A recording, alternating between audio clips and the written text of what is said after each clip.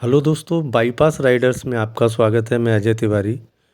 अभी सुबह मैं देवप्रयाग में हूँ और ये सुबह सुबह का आप नज़ारा देखिए, क्या मस्त है। ये हमारा होटल है पायस गंगा पे, और ये जो संगम है देवप्रयाग का उससे ऊपर ही है। ये मेन रोड पर है ये होटल। तो यहाँ से अब मैं आपको लेके चलता हूँ संगम पर। ऊपर ऊपर से ही नज़ारा दिखाऊंगा आपको। ये देखिए पीछे,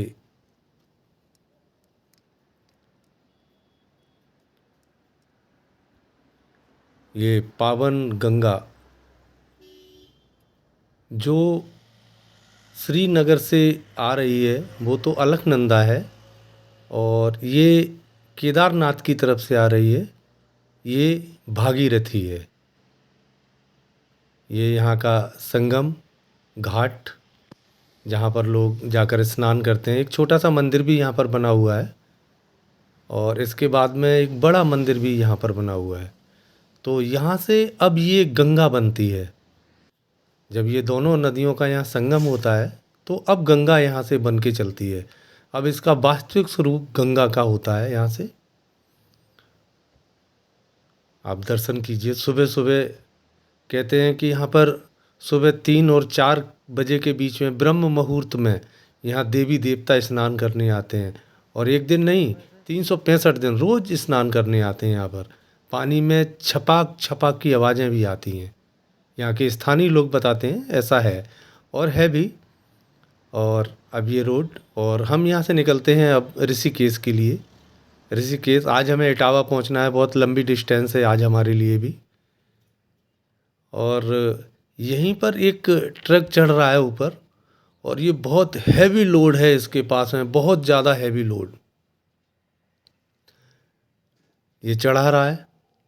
और रुककर ये भी देखने लगे कि ये भी देखें कि ये कैसे चढ़ता है, क्योंकि इतने हैवी लोड्स ले जाना बड़ा दिक्कत का काम है यहाँ पर पहाड़ों के रास्तों में। क्योंकि हर 50 मीटर पर 100 मीटर पे कर्व है, और कर्व से ऊपर चढ़ाना बहुत ही टिपिकल है, बहुत टिपिकल है। लेकिन ये हैवी लोडर हैं, और ये चढ़ा के ले ही जाते हैं। जब ऋषिकेश से यहाँ तक आ गया तो ये ऊपर भी ले जाएगा। ऋषिकेश से यहाँ तक तो चलो ठीक है, एक सीधा सीधा रोड है। ऊंचाई और नीचाई तो एक अलग है, डाउन और अप तो अलग है। बट ये कर्व है, 50 मीटर पर कर्व है, हर 50 मीटर पर। आप देखिए कैसे चढ़ रहा है ये। सांसें थाम के बैठ गए हम तो। ये देखिए आगे फिर एक कर्व है, और कुल 20 मीटर बाद ही ये कर्व है। 20-25 मीटर ही होगा, इससे ज़्यादा नहीं। अब ये चढ़ा रहा है, इसी वजह से रुक गए। ये 10-15 मिनट और लगे, लेकिन इसे देखें ये कैसे चढ़ता है। और आप भी देखिए कैसे चढ़ रहा है ये। इस पर टनों माल लदा हुआ है। अब ये एक साइड पे इनका पहिया जो था पीछे, जो ट्रॉला लगा हुआ है, उसका एक पहिया बिल्कुल नीचे आ गया। इसमें कम से कम 22 चक्के लगे हुए हैं, और उसने आगे से अब बैक किया है और फिर चढ़ा रहा है एक बार पूरी ताकत के साथ।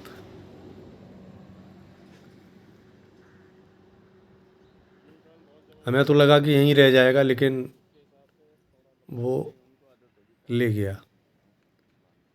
नहीं, खैर यहाँ से इतना घूम घाम के गया होगा।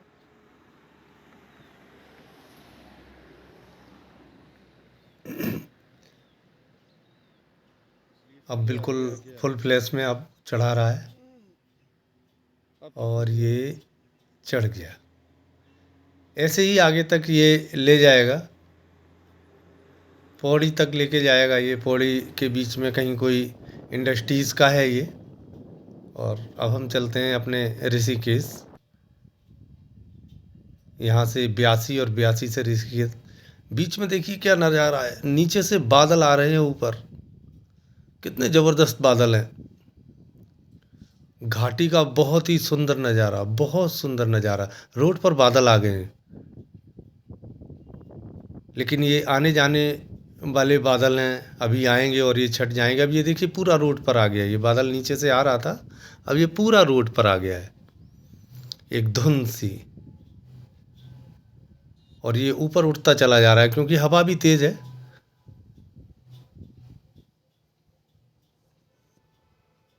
ऐसे बहुत नज़ारे हैं। ये उत्तराखंड नज़ारों का ही पहाड़ है ये पूरा।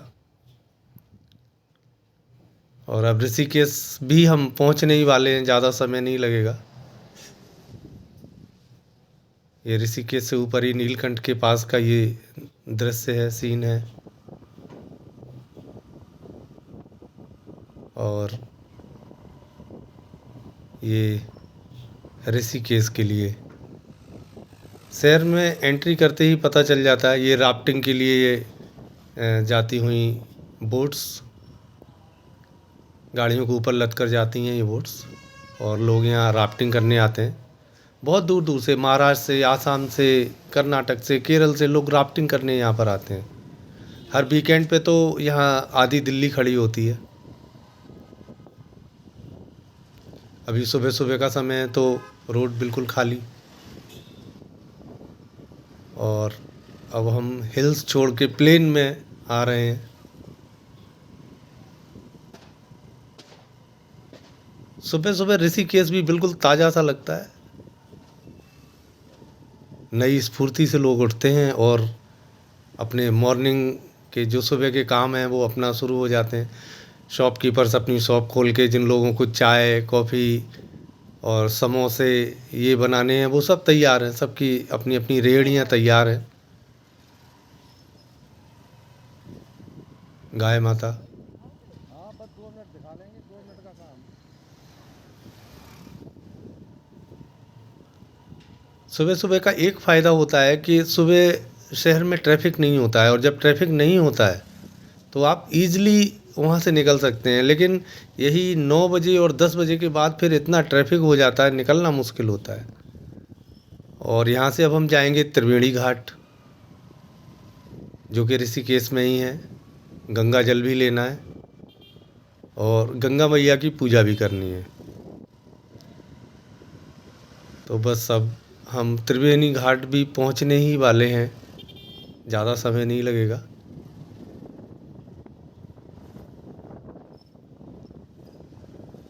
कुछ ट्रैफिक ऊपर के लिए तैयार हो गया है, ऊपर जाने वाले जो वाहन हैं।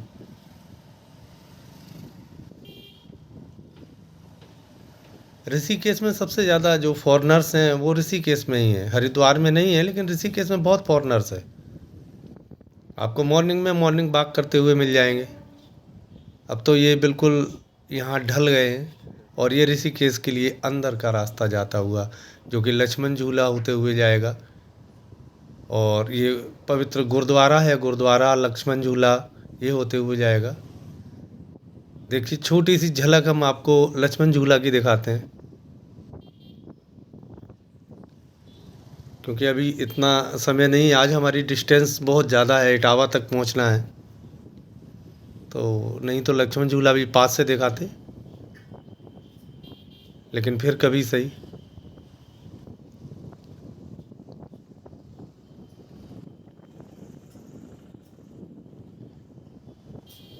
यहाँ की लाइफ लाइन है ये ऑटोज़।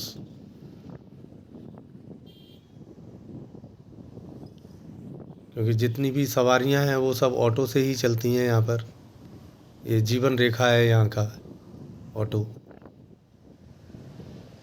आड़ा तिरछा भी कभी लगा लेते हैं, ट्रैफिक भी जाम कर लेते हैं, लोग खींचते भी हैं। लेकिन बाहर से आने वालों के लिए एक ये वरदान है।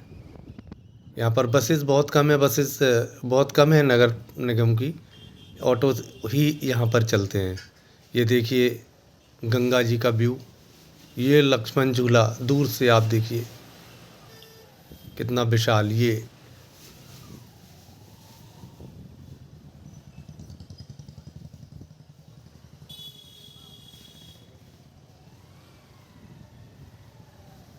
ये पास से थोड़ा सा ये देखिए। चलिए बढ़ते हैं आगे त्रिवेणी घाट के लिए। अब माँ गंगा का विहंगम दृश्य है ये।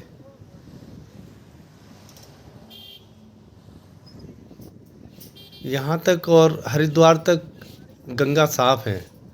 हरिद्वार के बाद में गंगा फिर उतनी साफ़ नहीं रहती। जैसे ही मैदानी इलाकों में गंगा पहुँचती है और वो दूषित हो जाती है और गंदी हो जाती है। अब हम पहुंच रहे हैं त्रिवेणी घाट, बिल्कुल नज़दीक है ये। त्रिवेणी घाट हम आ गए हैं। ये भगवान भोलेनाथ मुख्य द्वार पर विराजमान है। यहाँ पर एक सबसे अच्छी बात ये है कि यहाँ पर पार्किंग भी है, पेड पार्किंग है। तो अगर आप अपने वाहन लेके आते हैं और घाट तक आप पहुँच जाते हैं, बहुत ज़्यादा यहाँ भीड़ नहीं होती है और यहाँ आप पार्किंग की दिक्कत नहीं है, आप आराम से पार्क कर सकते हैं। यहाँ पर कई दुकानें हैं जहाँ पर आपको पूजा से संबंधित सामान मिल जाता है और गंगा जी भी बिल्कुल किनारे ही हैं घाट पे। तो आप अच्छे तरीके से भगवान के दर्शन कर सकते हैं, गंगा मैया के दर्शन कर सकते हैं। यहाँ से पानी के लिए आप बोतल ले सकते हैं, जो कि 20, 30, 50, 100 इसी हिसाब से मिल जाती है। 100 रुपये तक बड़ी है, 20 की छोटी है। और यहाँ से गंगा जल लेते हैं, गंगा मैया का पवित्र जल। और ये पवित्र जल माँ गंगा के जल को सूर्य देवता को भी अर्पण करते हैं। यहाँ पर कुछ महिलाएं हैं जो गंगा में दीप दान कर रही हैं। ये दीपक जाता हुआ, कहते हैं जितनी दूर तक जाता है उतनी ही लंबी उम्र होती है पति की। चलिए अब हम यहाँ से निकलते हैं इटावा के लिए, और पावन कि काफ़ी समय हो गया है।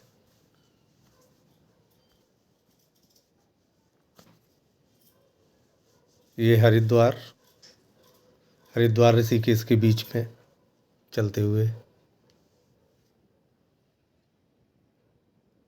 और उम्मीद है कि शाम को 8 बजे तक या 9 बजे तक हम इटावा पहुंच जाएंगे।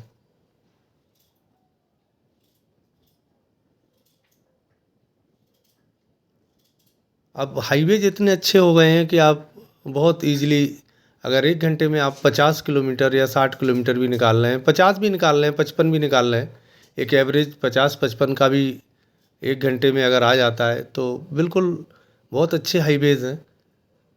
अब यहाँ से हरिद्वार से रुड़की, मुजफ्फरनगर, मेरठ, फिर मेरठ से थोड़ा सा समय लगेगा हापुड़ रोड पर पहुँचने के लिए, हापुड़ और बुलंदशहर। फिर बुलंदशहर से हमको फिर एक हाईवे मिल जाएगा, वो बुलंदशहर से मुझे खुर्जा, अलीगढ़ होते हुए ये हमें पहुंचा देगा एटा, और एटा से फिर एक हमें सर्विस रोड मिलेगी, वो मिलेगी हमें शुकाबाद के लिए, और शुकाबाद से इटावा।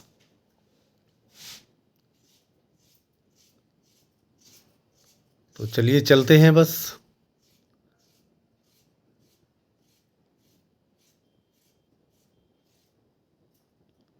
रास्ते में लौटते में ऐसा कुछ नहीं है दिखाने को, क्योंकि केवल हाईवेज ही है। क्योंकि हमारा चैनल ही बाईपास राइडर है, तो हम तो बाईपास ही निकलते हैं, शहर के अंदर तो प्रवेश ही नहीं कर पाते, क्योंकि शहर में अंदर जाने से बड़ा जाम और समय बर्बाद होता है। और आजकल तो हाईवेज ऐसे हैं कि वो आपको शहर में अंदर एंट्री ही नहीं देते, आपको बाहर ही बाहर बाईपास ही निकालते हैं। तो जब से ये हाईवेज बने हैं, लोगों का समय बहुत बचा है।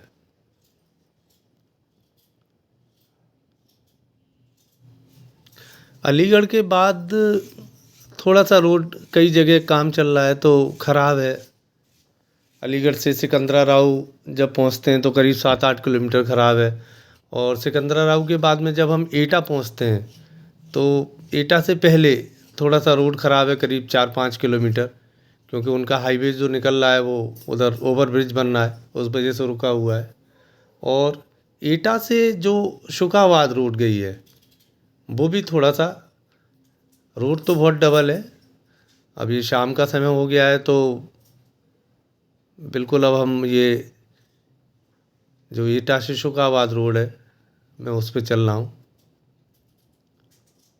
और जल्दी ही अब हम इटावा पहुँच जाएंगे, अंधेरा तो हो ही जाएगा। आज बहुत लंबी राइड हो गई, देवप्रयाग से और इटावा तक लगभग 650 किलोमीटर। जिसमें हिल्स भी है। और अब मैं अपने घर की तरफ बिल्कुल पहुंचने वाला हूं। ज़्यादा से ज़्यादा मुझे 5 और 7 मिनट लगेंगे। तो चलिए मिलते हैं फिर कल आपसे।